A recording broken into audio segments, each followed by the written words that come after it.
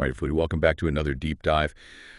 Today we're going all the way back to 1985, South Carolina, for a truly mysterious case, the disappearance of 17-year-old Sherry Smith. Yeah, this one's really got some twists and turns. Yeah, we're pulling from an episode of the True Crime Podcast Case File. Oh, okay. And it really is a wild ride. We've got cryptic phone calls, a letter titled Last Will and Testament, a massive manhunt, and a connection to another missing person. That just sends shivers down my spine. Yeah, and one of the things that really stood out to me was just how ordinary Sherry's life seemed before all this happened. She was a talented singer, active in her church days, away from graduation and a cruise to the Bahamas. It's just really, really sad. You know, how could something so horrific happen to someone who seemed to have such a bright future? Yeah, it really is heartbreaking. And the episode does a good job of kind of painting that picture of normalcy before everything changes.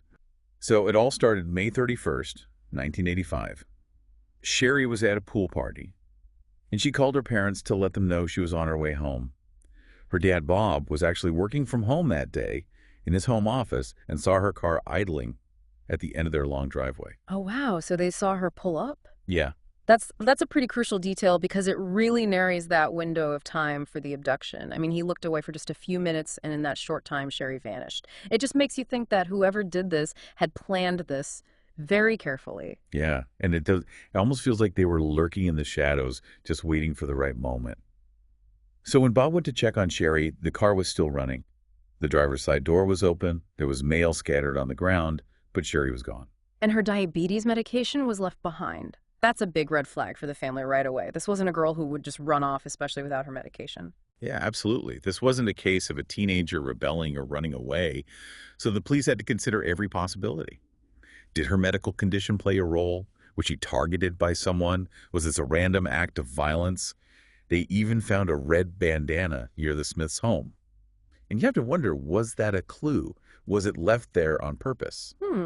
Yeah, it could have been a red herring to throw off the investigation, too. Yeah, who knows? And of course, they had to look at Sherry's boyfriend, Richard Lawson, even though her family was adamant that he would never hurt her. Right. In that kind of situation, the police have to follow every lead. But just imagine the pressure on Richard, even if he was innocent, to have that cloud of suspicion hanging over you, while you're also trying to process the fact that someone you care about has disappeared. Absolutely a tough situation all around. But in this case, the real culprit was much more sinister and elusive than anyone imagined. As the investigation was underway, the Smith family got a phone call late one night from a man claiming to have Sherry, and he demanded money. Oh, wow. So there's that initial hope, that she's still alive. Yeah. Yes, but it was quickly crushed. The call was a hoax by a man named Edward Robertson. Devastating for the family, of course, and a major setback for the investigation. Just cruel to take advantage of family going through something like that. But then another call came in. This time it was a muffled, distorted voice making these really chilling demands. And the thing is, this caller knew specific details about Sherry's disappearance. Yeah. Details that hadn't been made public. Right. The distorted voice, the cryptic, demands the instruction to call off the search. It all points to someone who's really enjoying the control and the fear they're causing. Yeah, like he's playing a game, a very twisted game with incredibly high stakes. And then he directed authorities to a specific radio channel at a particular time. Like he wanted an audience. Yeah, a real sense of showmanship, almost like a performance. And he promised a letter from Sherry. And it arrived, a legal-sized envelope addressed in this really elaborate scrolling handwriting. And inside, instead of a plea for help, it was a 2-page letter titled Last Will and Testament. Wow, that's chilling, just the title alone. Yeah, and it was full of these final farewells, apologies, expressions of love for her family.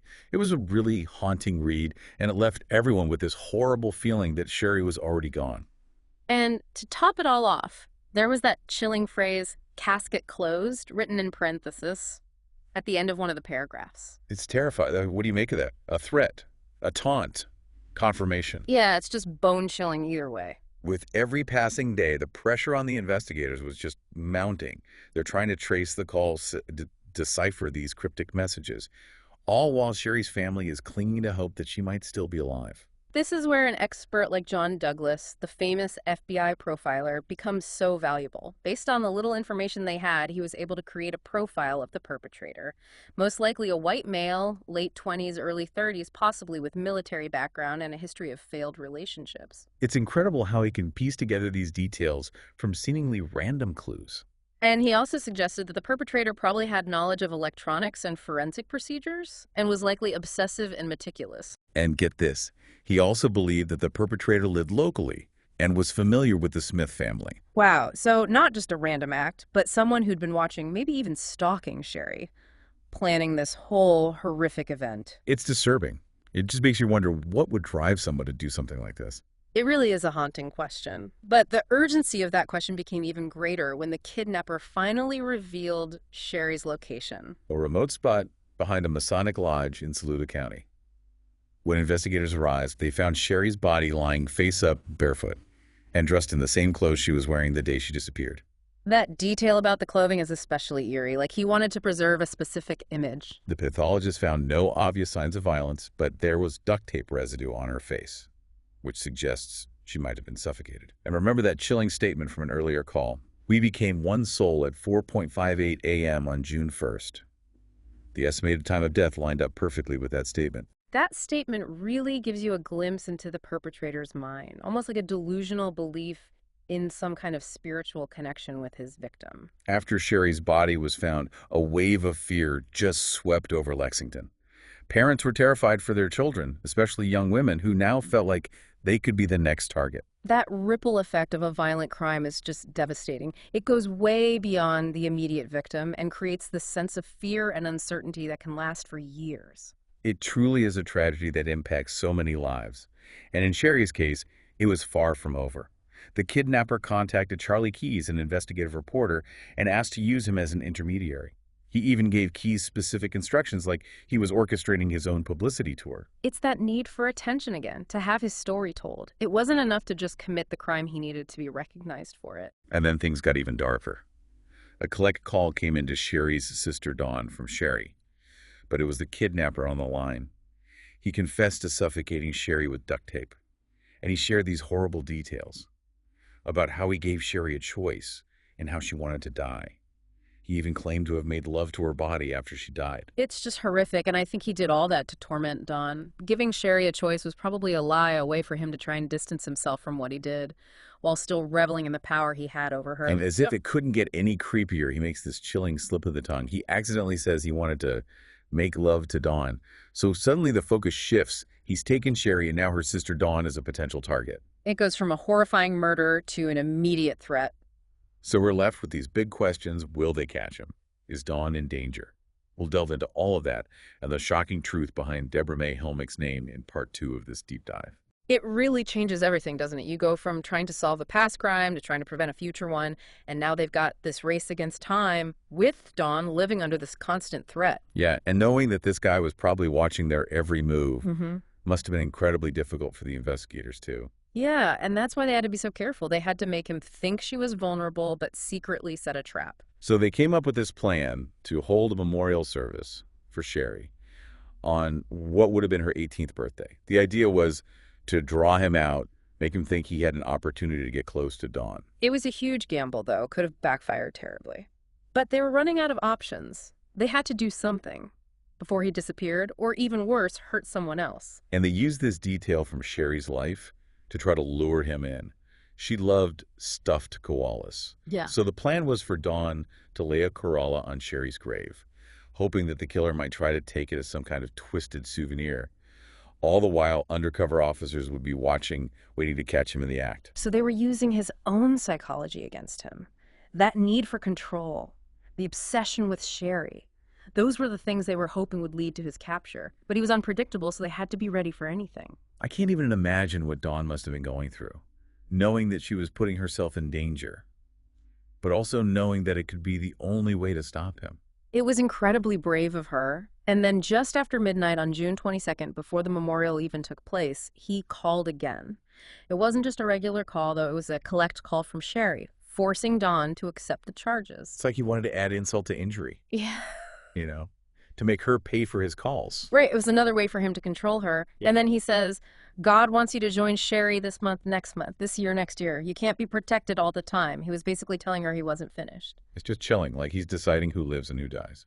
And then he drops this bombshell. He asks, have you heard about Deborah May Helmick? So now it's not just about Sherry anymore.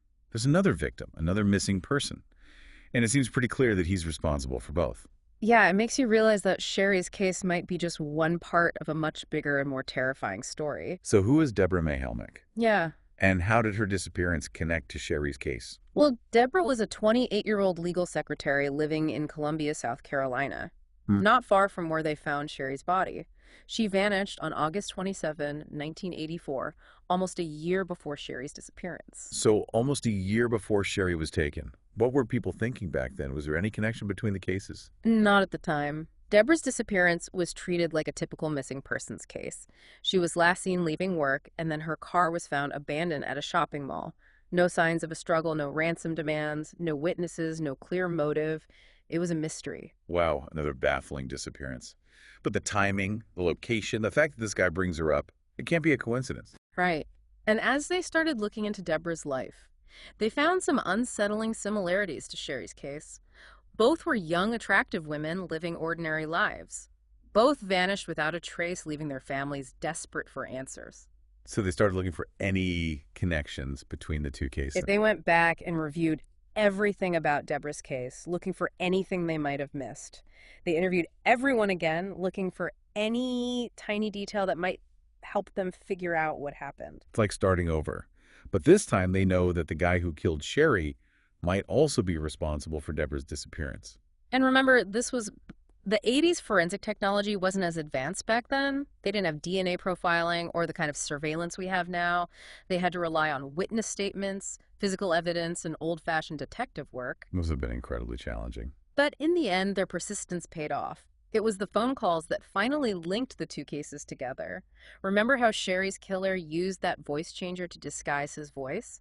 Well, it turned out it didn't mask everything. They had recordings of his calls, and they started comparing them to any recordings they could find of Deborah's voice, hoping they might find a match. That's incredible. Did it work? It was a long shot, but it did. They found a recording of Deborah singing at a wedding. And when they compared it to the distorted voice on the calls to Sherry's family, they found enough similarities to think there might be a connection. So now they have two disappearances with some pretty striking similarities and a possible voice match. What did they do with that? They started focusing on finding anyone who might have known both Sherry and Deborah. They looked at their social circles, workplaces, organizations they were involved in, anything that might lead them to someone who could have crossed paths with both women. Trying to connect those dots must have been like searching for a needle in a haystack. It was, and then they got another break. Remember how Sherry's killer claimed he'd been at her funeral? He even said a police officer helped him park his car? It was like he was talking, though. Right. Well, they had been going through hours and hours of footage from the funeral, hoping they might catch a glimpse of him. And after all that, they finally spotted someone who matched the description John Douglas had given them. They had a potential suspect on video. What happened then?